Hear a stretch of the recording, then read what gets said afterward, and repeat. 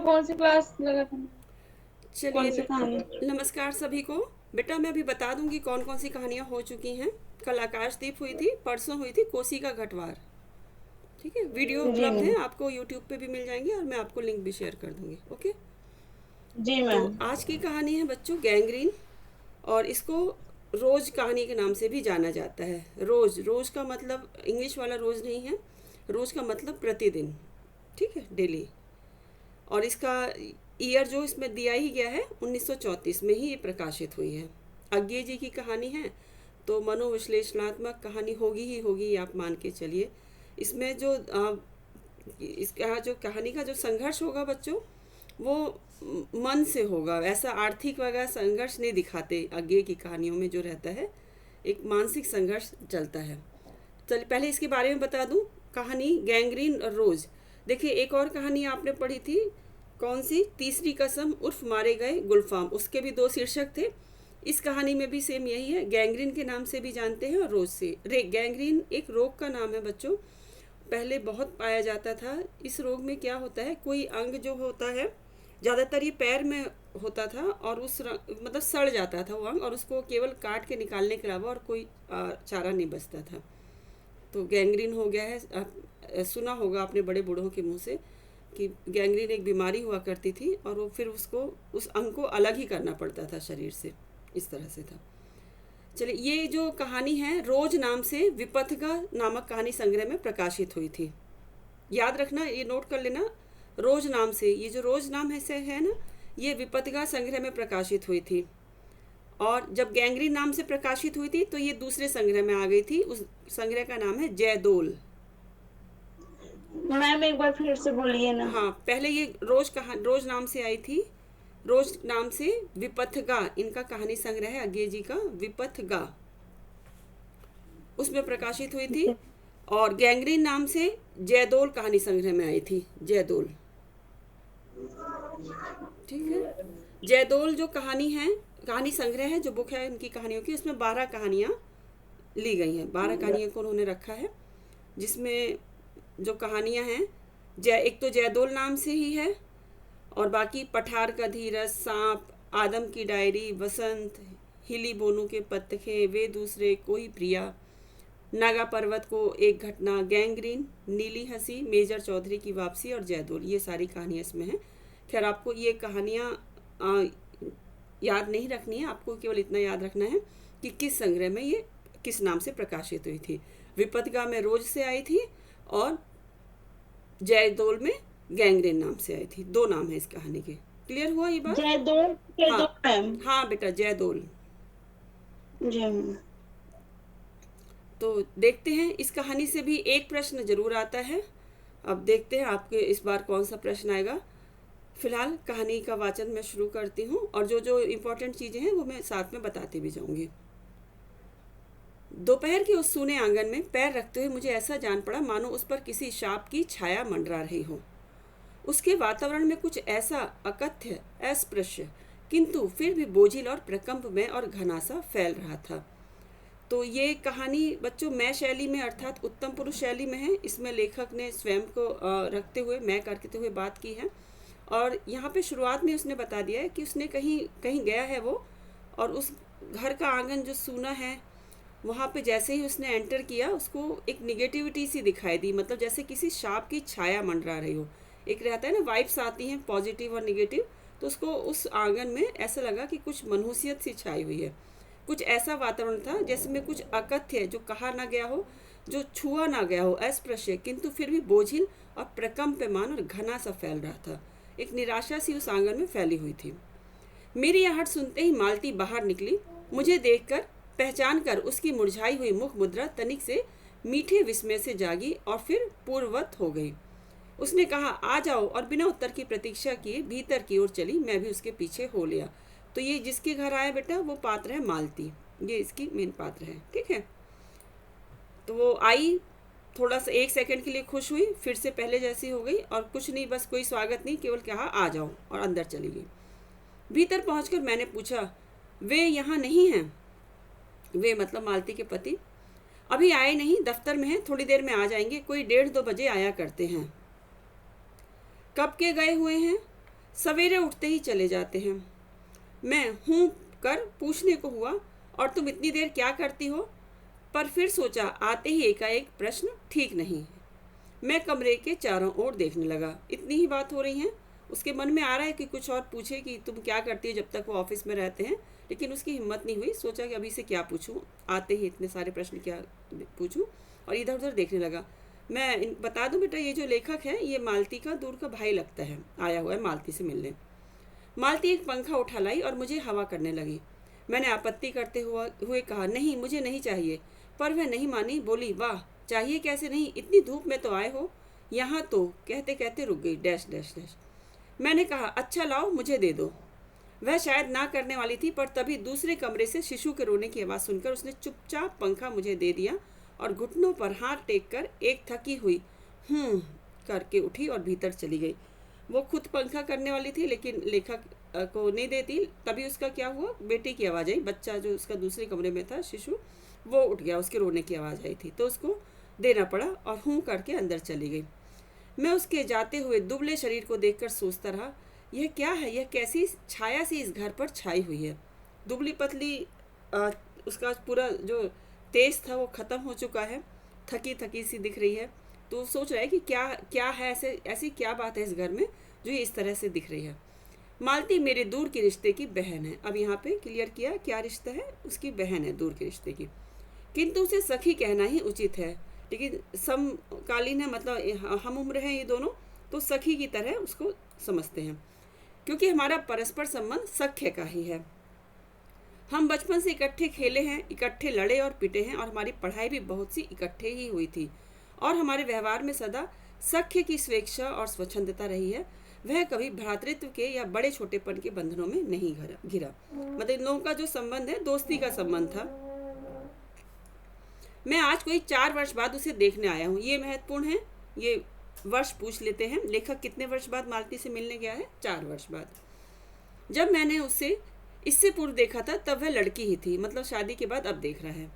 अब वह विवाहिता है, एक बच्चे की माँ भी है। इससे कोई परिवर्तन उसमें आया होगा, और यदि आया होगा तो क्या, यह मैंने अभी तक नहीं सोचा। किंतु अब उसकी पीठ की ओर देखता हुआ मैं सोच रहा था, यह कैसी छाया इस घर पर छाई हुई है, और विशेषतः मालती पर। वो बार बार क्या कर रहा है, मालती को देख के उसको विस्मय हो रहा है, आश्चर्यचकित है कि ये कैसी छाया सी इस पर छाई है। दूसरी बार ये कथन बोल रहा है कि ये कैसी छाया इस घर पर छाई हुई है, और ये जो कथन है बच्चों, ये बार बार पूछ लिया अब जाता है, ठीक है, ये वाला कैसी छाया इस घर पर छाई हुई है। अब विशेषता मालती पर। मालती उससे ज़्यादा कहना चाहिए थकी हुई, निराश दिख रही है। मालती बच्चे को लेकर लौट आई और फिर मुझसे कुछ दूर नीचे बिछी हुई दरी पर बैठ गई। मैंने अपनी कुर्सी घुमाकर कुछ उसकी ओर उन्मुख होकर पूछा, इसका क्या नाम है? बच्चे का नाम एक बार पूछा गया था, याद रखना।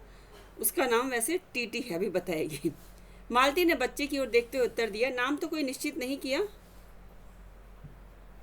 वैसे टीटी कहते हैं उस बच्चे को। मैंने उसे बुलाया, टीटी टीटी आ जा, पर वह अपनी बड़ी बड़ी आंखों से मेरी ओर देखता हुआ अपनी माँ से चिपट गया और रुआसा सा होकर कहने लगा, बच्चा मतलब अब अनजान आदमी को देख रहा है तो कैसे उसके पास जाए। मालती ने फिर उसकी ओर एक नज़र देखा और फिर बाहर आंगन की ओर देखने लगी। काफ़ी देर मौन रहा। थोड़ी देर तक तो वह मौन आकस्मिक ही था, जिसकी मैं प्रतीक्षा में था कि मालती कुछ पूछे, किंतु उसके बाद एकाएक मुझे ध्यान हुआ मालती ने कोई बात ही नहीं की। यह भी नहीं पूछा कि मैं कैसा हूँ, कैसे आया हूँ। चुप बैठी है। क्या विवाह के 2 वर्ष में ही वह बीते दिन भूल गई? अब ये देखना, यहाँ पे दिखाया है उसके विवाह को 2 वर्ष हुए हैं और लेखक 4 वर्ष बाद उससे मिलना है।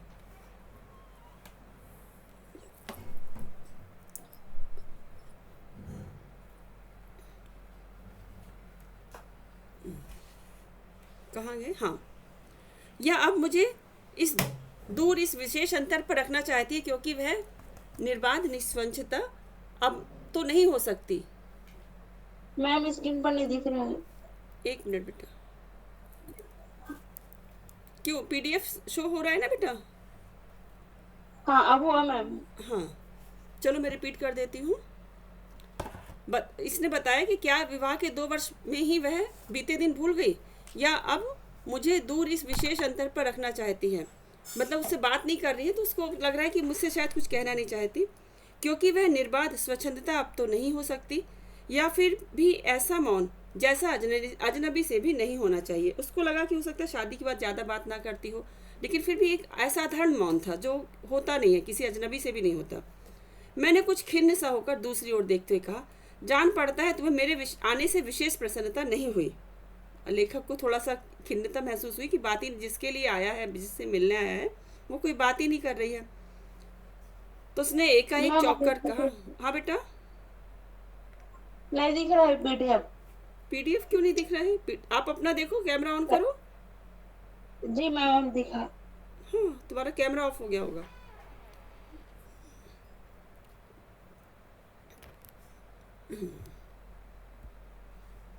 ठीक है, यहाँ पे अब उसने लेखक को जब लगा कि मालती उससे बात नहीं करना चाह रही है, तो थोड़ा खिन्न हो गया और उससे कह भी दिया कि लगता है मेरे आने से तुम्हें विशेष प्रसन्नता नहीं हुई है। उसने एकाएक चौंक कर कहा, हूँ। मतलब उसका भी कोई विरोध नहीं किया। यह हूँ प्रश्न सूचक था, किंतु इसलिए नहीं कि मालती ने मेरी बात सुनी नहीं थी, केवल विस्मय के कारण। इसलिए मैंने अपनी बात दोहराई नहीं, चुप बैठा रहा। मालती कुछ बोली ही नहीं। तब थोड़ी देर बाद मैंने उसकी ओर देखा। वह एकटक मेरी ओर देख रही थी, किंतु मेरे उधर उन्मुख होते ही उसने आंखें नीची कर लीं। फिर भी मैंने देखा उन आंखों में कुछ विचित्र सा भाव था, मानो मालती के भीतर कहीं कुछ चेष्टा कर रहा हो, किसी बीती हुई बात को याद करने की, किसी बिखरे हुए वायुमंडल को पुनः जगाकर गतिमान करने की, किसी टूटे हुए व्यवहार तंतु को पुनरुज्जीवित करने की, और चेष्टा में सफल न हो रहा हो।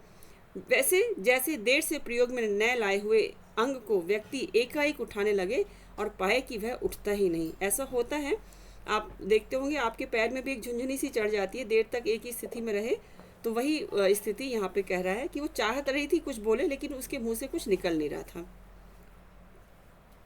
चिर विस्मृति में मानो मर गया है, उतने क्षीण बल से, यद्यपि वह सारा प्राप्य बल है, उठ नहीं सकता। मुझे ऐसा जान पड़ा मानो किसी जीवित प्राणी के गले में किसी मृत जंतु का तौक डाल दिया गया हो, वह उसे उतार कर फेंकना चाहे पर उतार न पाए। कितनी अच्छी यहाँ पे देखो व्याख्या दी है गे जी ने मालती के चरित्र की, जो अभी इस समय वो शादी के बाद जिस तरह की हो गई है। ये सारे उदाहरण के रूप में उन्होंने बताया है कि वो मतलब ऐसी थी नहीं, लेकिन अब शादी के बाद वो इस तरह से हो गई है। तभी किसी ने किवाड़ खटखटाए। मैंने मालती की ओर देखा, पर वह हिली नहीं। जब किवाड़ दूसरी बार खटखटाए गए, तब वह शिशु को अलग करके उठी और किवाड़ खोलने गई। ये यानी मालती के पति आए। मैंने उन्हें पहली बार देखा था, यद्यपि फोटो से उन्हें पहचानता था। परिचय हुआ। मालती खाना तैयार करने आंगन में चली गई और हम दोनों भीतर बैठकर बातचीत करने लगे, उनकी नौकरी के बारे में, उनके जीवन के बारे में, उस स्थान के बारे में और ऐसे अन्य विषयों के बारे में जो पहले परिचय पर उठा करते हैं, एक तरह का स्वराक्षात्मक कवच बनकर। मतलब कि जो पहली मुलाकात में जो जनरल बातें होती हैं वो सब वो बात करने लगा लेखक। किससे? मालती के पति से। अभी मालती के पति का नाम भी आएगा महेश्वर। मालती के पति का नाम है महेश्वर। मालती, महेश्वर, लेखक और टीटी, ये इतने ही पात्र हैं इसमें। वह एक पहाड़ी गांव में सरकारी डिस्पेंसरी के डॉक्टर हैं। तो महेश्वर जी डॉक्टर हैं, पहाड़ी एरिया में उनकी पोस्टिंग हुई है। एक डिस्पेंसरी, सरकारी डॉक्टर हैं, डिस्पेंसरी में जाते हैं।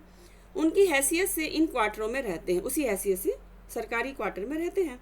प्रातःकाल 7 बजे डिस्पेंसरी चले जाते हैं और 1:30 या 2 बजे लौटते हैं। उसके बाद दोपहर भर छुट्टी रहती है, केवल शाम को 1-2 घंटे फिर चक्कर लगाने के लिए जाते हैं।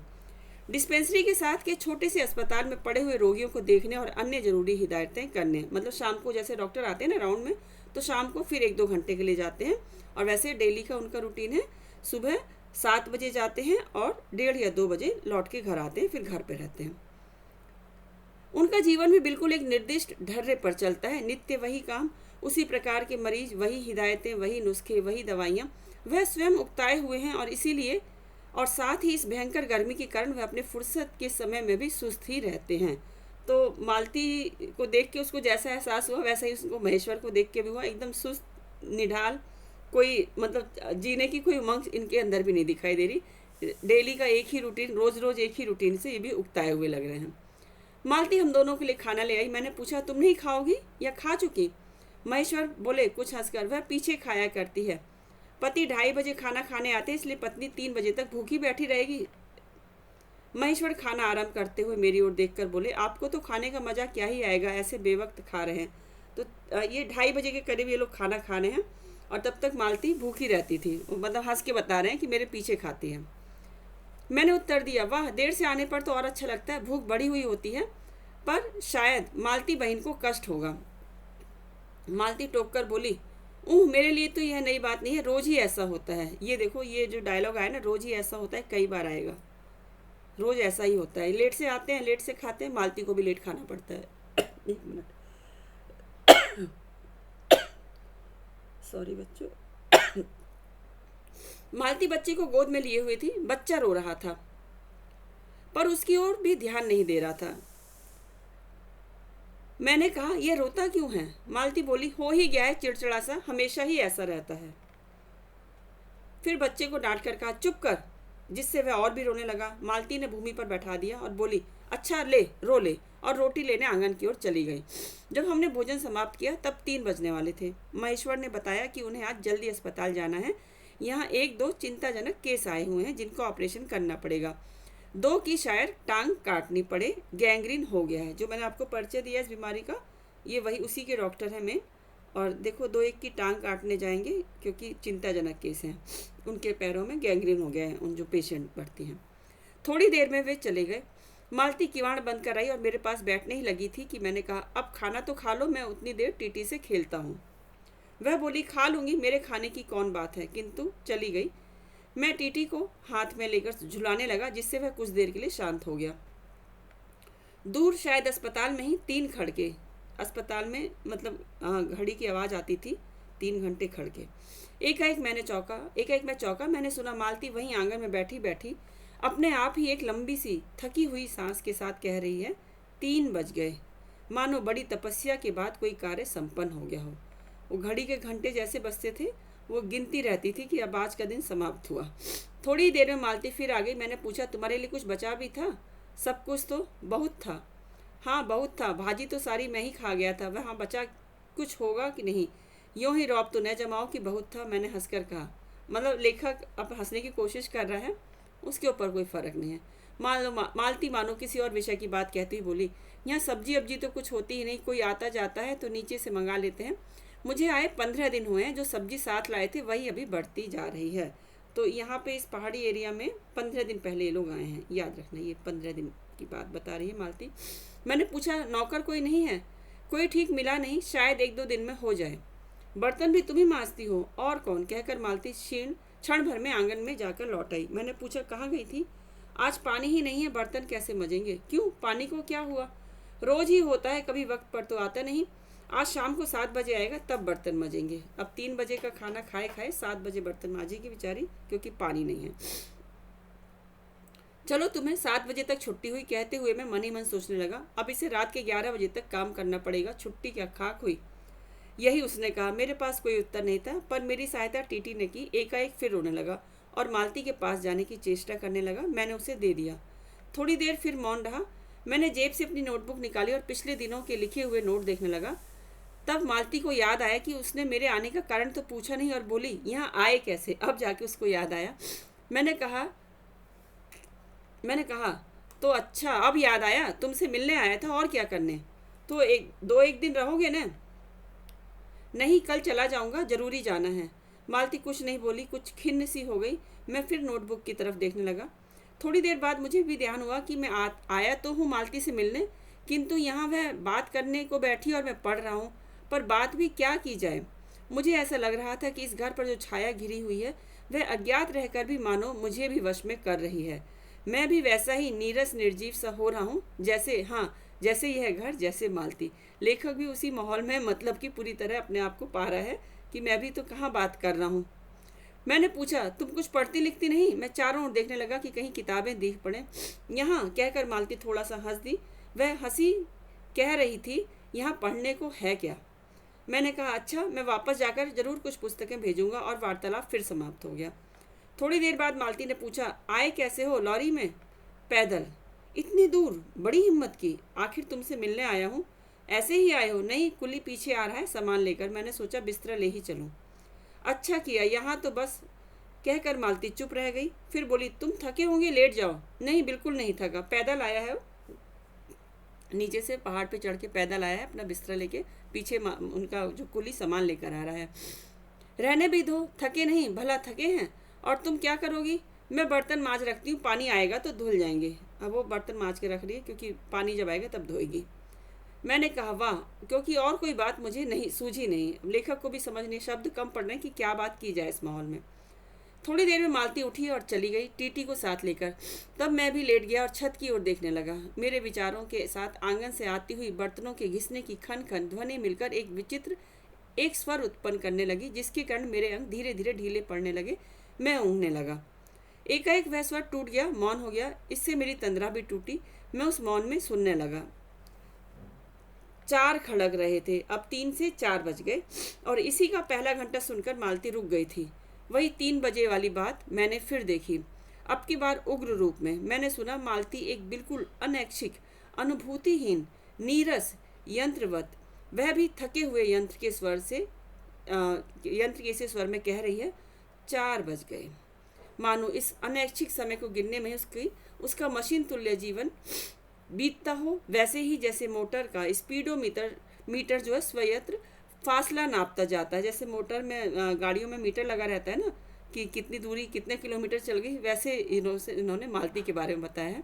और यंत्रवत विश्रांत स्वर में कहता है, किससे कि मैंने अपने अमित शून्य पथ का इतना अंश तय कर लिया, न जाने कब कैसे मुझे नींद आ गई। अब 4 बजे के करीब लेखक को नींद आ गई। तब 6 कभी के बज चुके थे जब किसी के आने की आहट से मेरी नींद खुली। 2:30 बजे के करीब गए थे, 3 बजे समझ लो, 3 बजे गए थे महेश्वर जी। अब ये 6 बजे आ रहे हैं। तब तक लेखक ने थोड़ी सी बात की और सो गया। और मैंने देखा कि महेश्वर लौट आए हैं और उनके साथ ही बिस्तर लिए हुए मेरा कुली। मैं मुंह धोने को पानी मांगने को ही था कि मुझे याद आया पानी नहीं होगा। मैंने हाथों से मुंह पोंछते पोंछते महेश्वर से पूछा, आपने बड़ी देर की? उन्होंने किंचित ग्लानि भरे स्वर में कहा, हाँ, आज वह गैंग्रीन का ऑपरेशन करना ही पड़ा। एक कर आया हूँ, दूसरे को एम्बुलेंस में बड़े अस्पताल भिजवा दिया है। मैंने पूछा, गैंग्रीन कैसे हो गया? एक कांटा चुभा था, उसी से हो गया। बड़े लापरवाह लोग होते हैं यहाँ के। मैंने पूछा, यहाँ आपको केस अच्छे मिल जाते हैं, आय के लिहाज से नहीं, डॉक्टरी के अभ्यास के लिए? बोले, हाँ, मिल ही जाते हैं। यहाँ गैंग्रीन हर दूसरे चौथे दिन एक केस आ जाता है, नीचे बड़े अस्पतालों में भी। मालती आंगन से ही सुन रही थी, अब आ गई। बोली, हाँ, केस बनाते देर क्या लगती है? कांटा चुभा था, इस पर टांग काटनी पड़े, यह भी कोई डॉक्टरी है? हर दूसरे दिन किसी की टांग किसी की बाँह काट आते हैं, इसी का नाम है अच्छा अभ्यास। अभी इतना आके मालती बोली। मैं इस बार हंसे और बोले, न काटे तो उसकी जान गंवाए। हाँ, पहले तो दुनिया में कांटे ही नहीं होते होंगे, आज तक तो सुना नहीं था कि कांटों के चुभने से मर जाते हैं। महेश्वर ने उत्तर नहीं दिया, मुस्कुरा दिए। मालती मेरी ओर देखकर बोली, ऐसे ही होते हैं डॉक्टर, सरकारी अस्पताल है ना, क्या परवाह है? मैं तो रोज ही ऐसी बातें सुनती हूँ। अब कोई मर मुर जाए तो ख्याल ही नहीं होता। पहले तो रात रात भर नींद नहीं आया करती थी। डॉक्टर से शादी करने का ये देख लो साइड इफेक्ट। तभी आंगन में खुले हुए नल ने कहा, tip tip tip tip tip tip, 6 बार बोला है। मालती ने कहा, पानी, और उठकर चली गई। खनखनाहट से हमने जाना, बर्तन धोए जाने लगे हैं। अब ये 7 बजे पानी आया, तब बर्तन धो रही है। टीटी महेश्वर की टांगों के सहारे खड़ा मेरी ओर देख रहा था। अब एकाएक उन्हें छोड़कर मालती की ओर खिसकता हुआ चला। महेश्वर ने कहा, उधर मत जाना, उधर मत जा, और उसे गोद में उठा लिया। वह मचलने और चिल्ला चिल्ला कर रोने लगा। महेश्वर बोले, अब रो रो कर सो जाएगा, तभी घर में चैन होगी। मैंने पूछा, आप लोग भीतर ही सोते हैं? गर्मी तो बहुत होती है। होने को तो मच्छर भी बहुत होते हैं, पर यह लोहे के पलंग उठाकर बाहर कौन ले जाए? अब के नीचे जाएंगे तो 4 पाइयाँ ले आएंगे। फिर कुछ रुक कर बोले, आज तो बाहर ही सोएंगे, आपके आने का इतना लाभ ही होगा। टीटी अभी तक रोता ही जा रहा था। महेश्वर ने उसे एक पलंग पर बिठा दिया और पलंग बाहर खींचने लगे।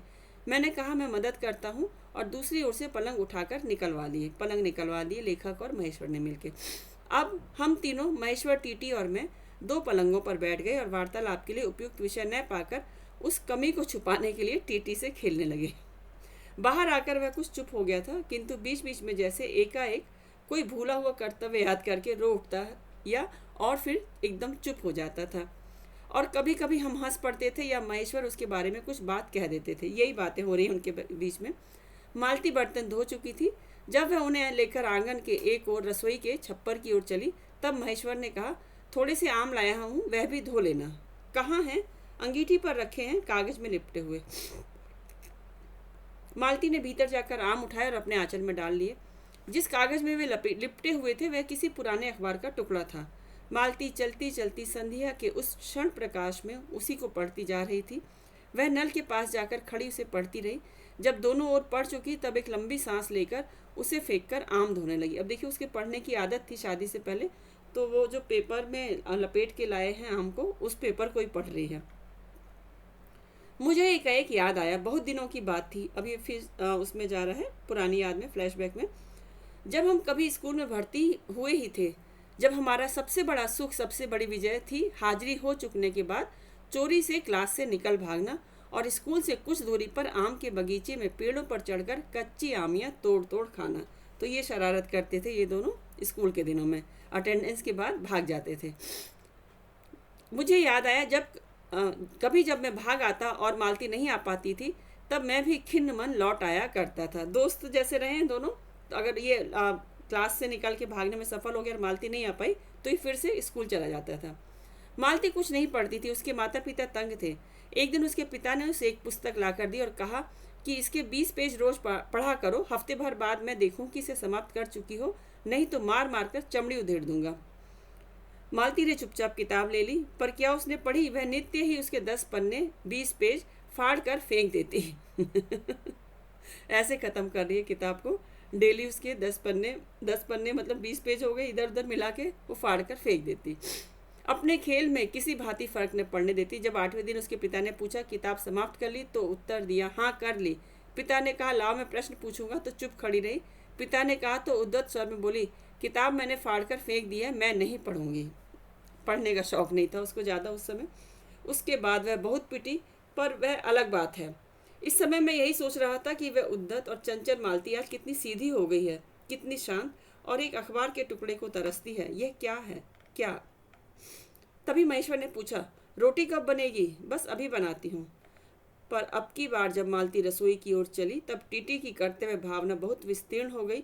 वह मालती की ओर हाथ बढ़ाकर रोने लगा और नहीं माना। मालती उसे भी गोद में लेकर चली गई। रसोई में बैठकर एक हाथ से उसे थपकने और दूसरे से कई छोटे छोटे डिब्बे उठाकर अपने सामान रखने लगी। और हम दोनों चुपचाप रात्रि की और भोजन की और एक दूसरे से कुछ कहने की और न जाने किस किस न्यूनता की पूर्ति की प्रतीक्षा करने लगे। अब टीटी को लेके चली गई है किचन में, उसको पकड़े पकड़े अंगीठी पे खाना बना रही है और ये दोनों चुपचाप बैठे हैं। समझ ही नहीं आ रहा है क्या बात करें। हम भोजन कर चुके थे और बिस्तरों पर लेट गए थे और टीटी सो गया था। मालती पलंग के एक और मोम जामा बिछाकर उसे उस पर लिटा आई थी, मतलब वो रैगजीन सी बिछा के, प्लास्टिक बिछा के उसको लिटा आई थी। वह सो गया था, पर नींद में कभी कभी चौंक उठता था। एक बार तो उठकर बैठ भी गया, पर तुरंत ही लेट गया।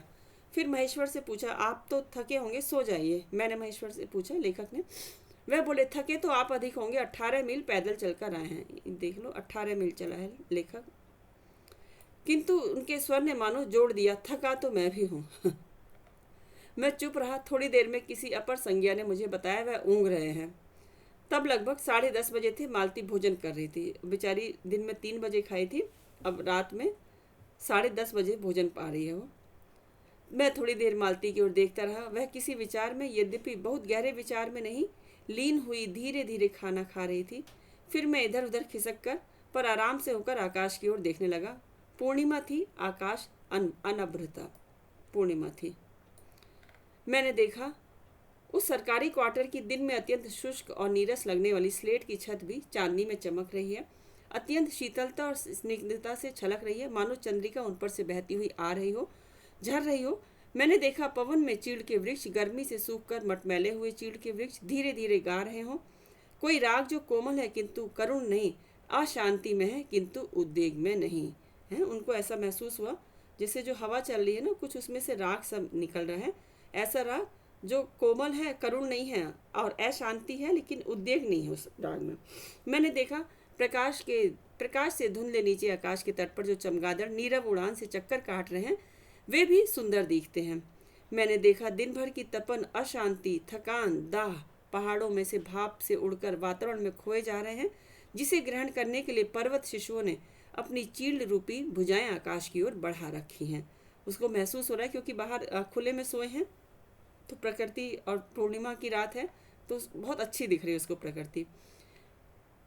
पर यह सब मैंने ही देखा, अकेले मैंने, महेश्वर उग रहे थे। अब ये लेखक हैं तो लेखक को तो ये सब चीज़ें दिखाई देंगी, उनकी अंतर्दृष्टि कुछ और होती है, डॉक्टर की कुछ और होती है। तो महेश्वर जी उग रहे थे और मालती उस समय भोजन से निवृत्त होकर दही जमाने के लिए मिट्टी का बर्तन गर्म पानी से धो रही थी और कह रही थी, अभी छुट्टी हुई जाती है। और मेरे कहने पर ही कि 11 बजने वाले हैं, धीरे से सिर हिलाकर जता रही थी कि रोज ही इतने बज जाते हैं, मतलब उसको रोज सोते सोते इतना टाइम हो जाता है। मालती ने वह सब कुछ नहीं देखा। मालती का जीवन अपनी रोज की नियत गति से बहा जा रहा था और एक चंद्रमा की चंद्रिका के लिए, एक संसार के लिए रुकने को तैयार नहीं था। चांदनी में शिशु कैसा लगता है, इस अलस जिज्ञासा से मैंने टीटी की ओर देखा और वह एकाएक मानो किसी शैशवोचित, शैशव जैसे शिशुओं में उचित होती है, शैशवोचित वामता से उठा और खिसक कर पलंग के नीचे गिर पड़ा और चिल्ला चिल्ला कर रोने लगा। हाँ, और जैसे वो बच्चा जो है सोते सोते पलंग से गिर पड़ा और रो रहा है। महेश्वर ने चौंक कर कहा, क्या हुआ? मैंने झपट कर उसे उठाने दौड़ा। मालती रसोई से बाहर निकल आई। मैंने उस खट शब्द को याद करके धीरे से करुणा भरे स्वर में कहा, चोट बहुत लग गई बेचारे को। यह सब मानो एक ही क्षण में एक ही क्रिया की गति में हो गया। मालती ने रोते हुए शिशु को मुझसे लेने के लिए हाथ बढ़ाते हुए कहा, इसके चोटें लगती ही रहती हैं, रोज ही गिर पड़ता है। फिर से देखिए, रोज ही गिर जाता है। एक छोटे क्षण भर के लिए मैं स्तब्ध हो गया। फिर एकाएक मेरे मन ने, मेरे समूचे अस्तित्व ने विद्रोह के स्वर में कहा, मेरे मन ने भीतर ही, बाहर एक शब्द भी नहीं निकला। मतलब मन में ही उसने सोचा, बाहर कुछ नहीं बोला। माँ, युवती माँ, यह तुम्हारे हृदय को क्या हो गया है जो तुम अपने एकमात्र बच्चे के गिरने पर ऐसी बात कह सकती हो, और यह अभी जब तुम्हारा सारा जीवन तुम्हारे आगे है। और तब एकाएक मैंने जाना कि यह भावना मिथ्या नहीं है। मैंने देखा कि सचमुच उस कुटुंब में कोई गहरी भयंकर छाया घर कर गई है, उनके जीवन के इस पहले ही यौवन में घुन की तरह लग गई है। उसका इतना अभिन्न अंग हो गई है कि वे उसे पहचानते ही नहीं, उसी की परिधि में घिरे हुए चले जा रहे हैं। इतना ही नहीं, मैंने इस छाया को देख भी लिया। ये अब समझ गया कि ये इनके जीवन में क्या चल रहा है। इतनी देर में पूर्ववत शांति हो गई। महेश फिर से लेटकर ऊँघ रहे हैं। टिटी मालती के लेटे हुए शरीर से चिपक कर चुप हो गया था। यद्यपि कभी एक आध सिसकी उसके छोटे से शरीर को हिला देती थी, मैं भी अनुभव करने लगा था कि बिस्तर अच्छा सा लग रहा है। मालती चुपचाप आकाश में देख रही थी, किंतु क्या चंद्रिका को या तारों को, समझ नहीं आया उसको क्या देख रही है आकाश में। तभी 11 का घंटा बजा। मैं अपनी भारी हो रही पलकें उठाकर अकस्मात किसी अस्पष्ट प्रतीक्षा से मालती की ओर देखा। 11 के पहले घंटे की खड़कन के साथ ही मालती की छाती एकाएक फफोले की भांति उठी और धीरे धीरे बैठने लगी, और घंटा ध्वनि के कंपन के साथ ही मूक हो जाने वाली आवाज़ में उसने कहा, 11 बज गए। मतलब आज का दिन कंप्लीट हुआ। ये थी बच्चों कहानी। रोज़ रोज़ रोज़ वही चीज़ें, वही दिनचर्या, जिससे मालती महेश्वर एक मशीन की तरह हो गए हैं, जहाँ पे भावनाएं अपने आप ख़त्म होती जा रही हैं। इस तरह की फीलिंग यहाँ पे आपको दिखाई दी होगी। और शादी से पहले कैसी मालती थी और शादी के बाद उसमें क्या परिवर्तन आ गया। और ये गैंग्रीन जो है बच्चों प्रतीक रूप में है। गैंग्रीन इसलिए इस कहानी का शीर्षक नहीं रखा कि इसमें उसको गैंग्रीन का डॉक्टर दिखाया है, बल्कि इसलिए है कि इनकी दिनचर्या, गैंग्रीन का मैंने बताया ना कि कोई अंग जो है सड़ जाता है एक तरह से, तो इनकी दिनचर्या भी सेम वही, इनकी ज़िंदगी में भी धीरे धीरे गैंग्रीन जैसा रोग असर करता जा रहा है। गैंग्रीन का मतलब कि उनकी जीवन एक ऐसी उसमें जैसे विवाह के बाद होना चाहिए, जो उल्लास होना चाहिए, जो कहना चाहिए आपस में प्रेम होना चाहिए, उसकी जगह ये उबाऊपन ने एक ले ली है, और अब किसी चीज़ से उन दोनों को ही कोई फ़र्क नहीं पड़ता। ये थी आज की कहानी। आशा करती हूँ आपको पसंद आई होगी। महत्वपूर्ण पॉइंट्स मैंने नोट करा ही दिए हैं। और देखिए, केवल 4 पात्रों को लेकर लिखी गई इतनी मर्मस्पर्शी कहानी एकदम सही खाका खींचती है।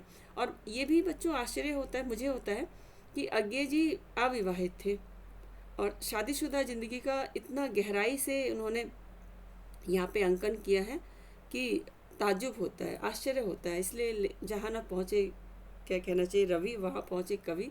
लेखक लोगों की जो सोच की कोई सीमा नहीं होती, अपरिमित होती है। चलिए ठीक है, आज की कहानी यहाँ समाप्त होती है। तो आज की क्लास को यहीं समाप्त करते हैं। कल अगली कहानी में फिर मिलेंगे। Bye bye.